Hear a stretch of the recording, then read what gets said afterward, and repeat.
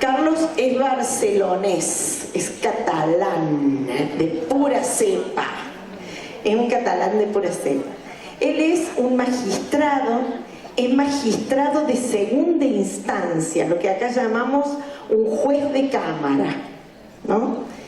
Pero además, o por sobre eso, él es catedrático de la Universidad de Barcelona, viene acompañando, digamos, viene trabajando fuerte en esto del seguimiento de la Convención Internacional desde muchísimo tiempo, y ha sido quien ha creado la primera maestría de familia enfocada en niñez y adolescencia, cuando todavía nadie separaba la niñez y la adolescencia de la familia. Entonces él le encontró la vuelta y lo que hizo fue hacerla desde la universidad.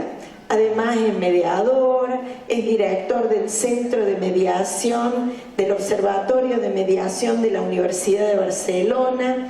Es decir, es una persona que tiene honoris causa de no sé cuántas universidades, pero para mí es un honor que además de ser un gran amigo, sea el presidente de la Red de Congresos Mundiales de Derechos de la Niñez y Adolescencia, desde ADIA, que es quien tiene esta marca, y que nos ha permitido que el 9º Congreso Mundial de los Derechos de la Niñez y la Adolescencia, convocando a personas de todo el mundo y a catedráticos de todo el mundo, llegue a Córdoba entre el 4 y el 7 de noviembre del año 2020, en este mismo predio. Así que le dejo la palabra.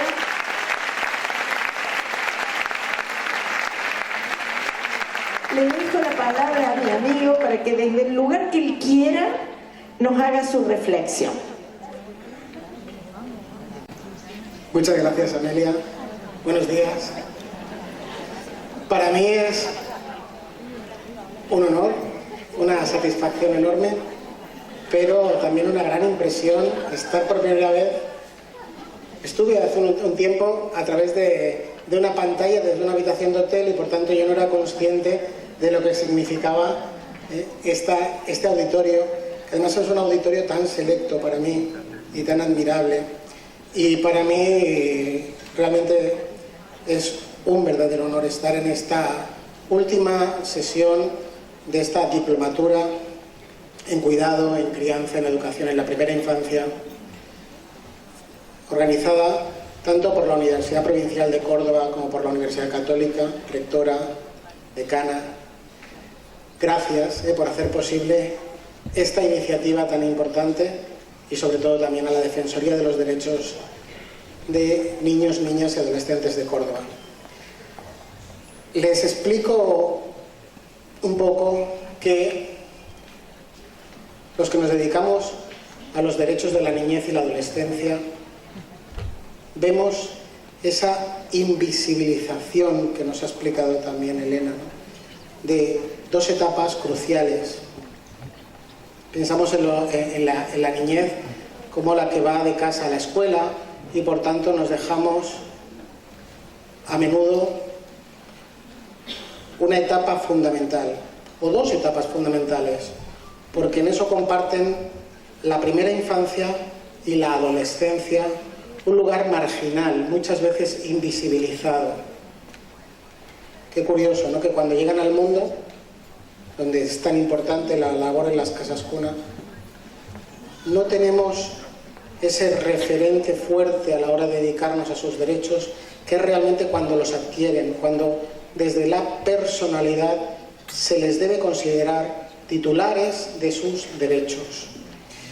Acabamos de dejar el mes de noviembre y con él el 30 aniversario de la aprobación por la Convención, por la Organización de Naciones Unidas, de la Convención sobre los Derechos del Niño. 30 años, parece mucho tiempo, pero no es tanto, y hemos avanzado poco, y seguimos con una mirada adultocéntrica realmente, donde no les dejamos creerse que son titulares de sus derechos y que con esa capacidad progresiva los pueden ejercer de manera responsable. Y especialmente incidimos en ello en la adolescencia, donde de nuevo esa salida, ¿no?, de la minoría de edad hacia la mayoría de edad casi se convierte en una etapa oscura, gris, poco considerada y poco atendida por nosotros. La Convención tiene dos principios básicos. El primero es el interés superior, y en el interés superior está el derecho del niño a vivir en familia. Y ese derecho del niño a vivir en familia, en derecho catalán lo llamamos a la familia como un hecho heterogéneo, donde se vehiculizan, donde se canalizan los derechos de la niñez. En ese hecho heterogéneo, en esa pluralidad, en esa diversidad familiar, donde nos encontramos familias monoparentales, familias homoparentales, familias recompuestas o ensambladas, familias de toda índole, lo único que nos debería importar es si esa familia es idónea para atender a las necesidades de esos niños que están ahí, atendidos por esos adultos. Y seguimos anclados en esa mirada adultocéntrica, también ciertamente androcéntrica, porque muchos conceptos de la familia, de la patria potestad, vienen del cabeza de familia, que tenía esa patria, el padre, y potestad, no solo sobre los hijos, sino también sobre la esposa. Parece que lo hayamos superado, pero no del todo es así. Seguimos todavía anclados en esquemas que cuesta superar. Y si ahora ya sabemos que los progenitores, si son dos, deciden en igualdad, eso no siempre es real y otras veces puede generar ciertas controversias, porque estamos con intercambio de pareceres, con intereses distintos sobre la educación, sobre el cuidado, sobre la formación de los hijos, y eso solo van a encontrar ustedes en la casa cuna. Por tanto, es importante saber que el eje, que el centro está el niño, no son los progenitores, sino que ellos están supeditados a hacer lo mejor para su hijo. Y si no están de acuerdo, pues tendremos que acudir a la autoridad judicial o a la autoridad administrativa para que avale lo que sea mejor para ese niño o para esa niña, para que refuerce su interés superior. Y el otro principio de la Convención tan importante, que lucha contra ese imaginario de cosificación hacia la infancia, es el derecho de ser oídos. Derecho de ser oídos que se ha transformado en el derecho de participación, que no significa de cualquier forma, sino que significa con el respeto que merecen, con la asertividad de recordar que cuando nosotros éramos niños, con ese espejo que nos decía Elena, ¿no?, queríamos que se nos respetase, queríamos que se nos tuviese en cuenta, y cómo se nos olvida, ¿no?, en la edad adulta. Por eso este movimiento de congresos mundiales es mucho más que un movimiento independiente, libre de todas las organizaciones, de todas las instituciones. De hecho, la entidad que presido únicamente canaliza y ofrece a todos los países la posibilidad de organizar un congreso mundial cada 2 años, y comenzamos, curiosamente, en el año 2003 en Isla Margarita, en Venezuela. Un sitio que era idílico, y digo era porque ha dejado de serlo. Y en aquel momento, en el año 2003, parecía un lugar ideal.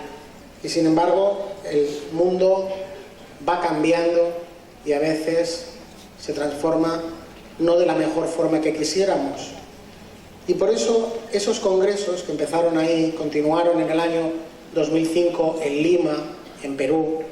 Me correspondió organizar el 3er Congreso Mundial en Barcelona en el año 2007, en España.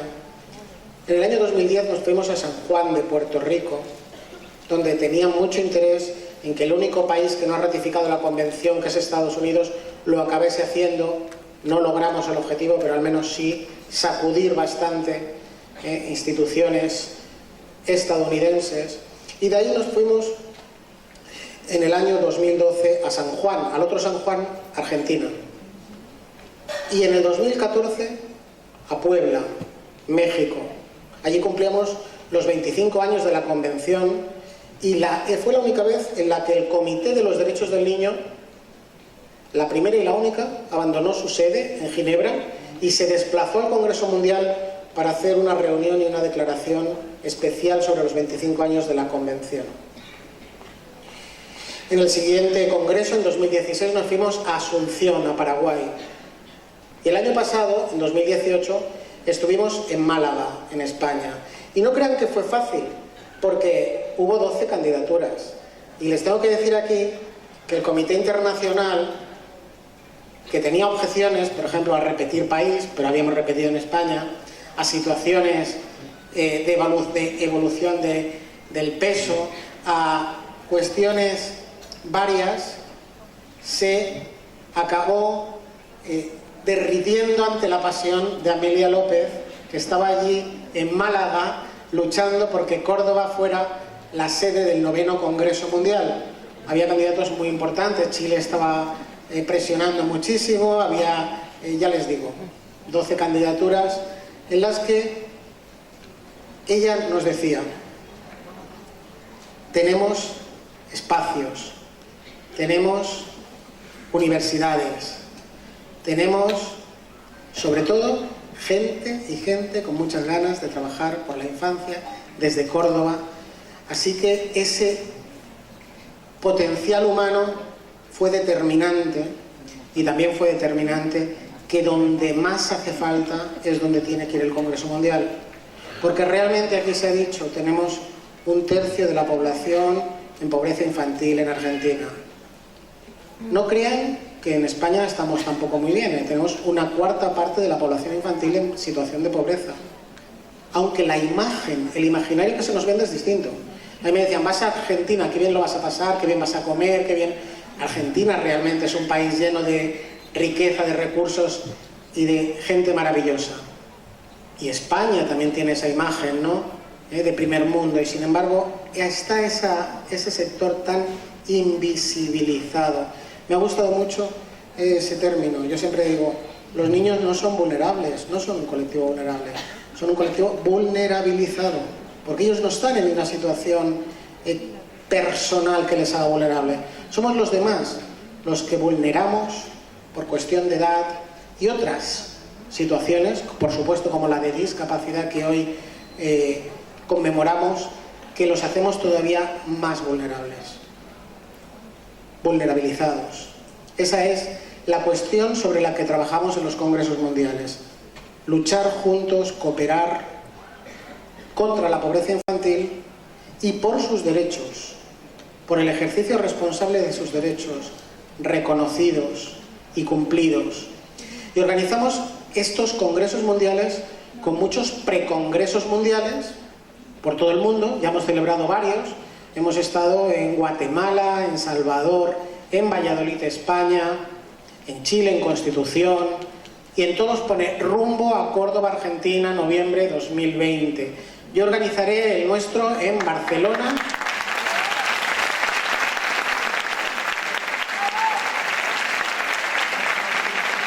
Así que sepan que Córdoba está ya presente en todas estas iniciativas. Yo organizaré en Barcelona del 20 al 24 de abril el precongreso mundial rumbo a Córdoba. Ya saben que están invitados a venir a Barcelona. Habrá buen tiempo, lo haremos cerca del mar Mediterráneo, comeremos paella y trabajaremos mucho por los derechos de la infancia. Sinceramente, si no pueden venir a Barcelona en abril, tenemos tiempo.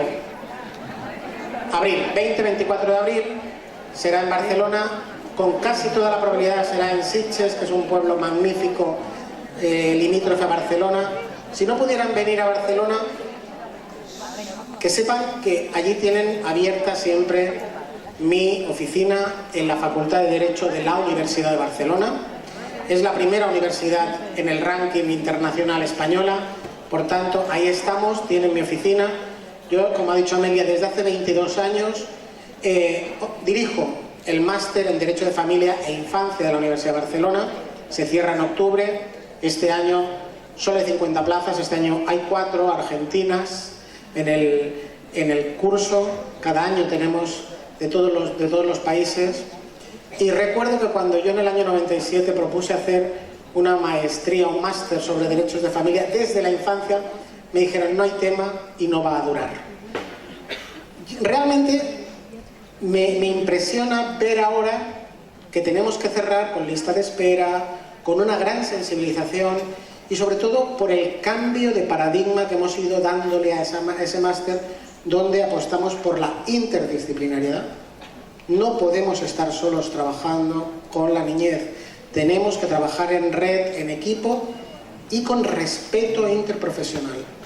Y además en la internacionalización, porque es la única forma de conocer buenas prácticas. Hoy hablaremos aquí de salud, hablaremos de educación, porque desde la primera infancia la educación es determinante. Ellos también participan y se expresan. Mañana estaremos en la Universidad Nacional presentando una diplomatura de la abogacía, del abogado del niño, ¿no? O abogada del niño, de la niñez, desde el ámbito jurídico, desde la justicia, tanto hay por hacer ahí también desde el sistema judicial y desde los sistemas de protección, que muchas veces deberíamos ponerle de desprotección, ¿no? Porque un niño a veces, cuando entra en esos circuitos, entra en un sistema de violencia institucional o de revictimización, y hay que dejarlo claro, y eso pasa en todo el mundo. No nos hemos sabido adaptar bien a poner al niño en el centro de los recursos legales y administrativos. Por tanto, vamos rumbo ya, eso sí, a un congreso que va a ser exactamente aquí. Yo le decía a Amelia antes que con el personal que tenemos aquí ya podíamos hacer el congreso. Esto ya podría ser el congreso mundial. Hay más gente aquí que en el último congreso mundial de Málaga. Por tanto, y además gente dedicada al tema, con vocación, interesadísima. Así que les esperamos. Habrá que habilitar un gran espacio porque queremos que realmente sea un congreso único, donde haya un antes y un después, donde nos vayamos a esos 9 desafíos del 9º Congreso, a ese 2020 por la infancia. El año que viene se cumplen precisamente esos 30 años de la ratificación por Argentina de la Convención sobre los Derechos del Niño, y habrá que hacer balance. Habrá que hacer balance porque, en definitiva, estos congresos se organizan por todas las instituciones de infancia, UNICEF, Save the Children, Plan Internacional, ninguna está excluida. Si alguien tiene relación con alguna organización de infancia, que contacte con la Defensoría, porque ahí tiene que estar la organización, internacional, local, estatal, la que sea, abierta a todas. Universidades, porque es muy importante el papel que desde la universidad se hace para avanzar en proyectos de investigación-acción. Y las universidades de Córdoba están unidas y para nosotros son referentes internacionales. Y las instituciones públicas, no podemos dejar de lado a los organismos públicos, que se enteren que la infancia tiene que estar en la agenda política, tiene que tener prioridad, y prioridad significa tiene que haber presupuesto, porque donde está la prioridad es donde está la plata, es donde está el presupuesto, y por tanto la infancia necesita ocupar el lugar que le corresponde, más allá de lo políticamente correcto, del discurso, y sobre todo, lo dicen mejor que yo, porque participan en todos los congresos mundiales directamente los niños, niñas y adolescentes, porque si hablamos de participación y el derecho a ser oídos, tienen que estar, y tienen que estar con nosotros, y tienen que sacarnos los colores, y tienen que decirnos, como nos dicen en muchas declaraciones, trabajen por la infancia, pero con la infancia. Trabajemos juntos por conseguir y alcanzar nuestros derechos, porque el día que veamos nuestros derechos realizados, tendremos una sociedad mejor para todos, no solo para nosotros y nosotras. Muchas gracias, les espero en noviembre.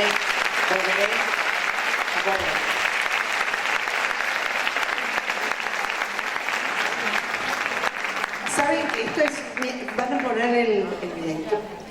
Esto es una gran corriente en el mundo y nosotros estamos caminando con esa gran corriente en el mundo. Los invito a ver en un segundo la primera de las series publicitarias de nuestro Congreso Mundial.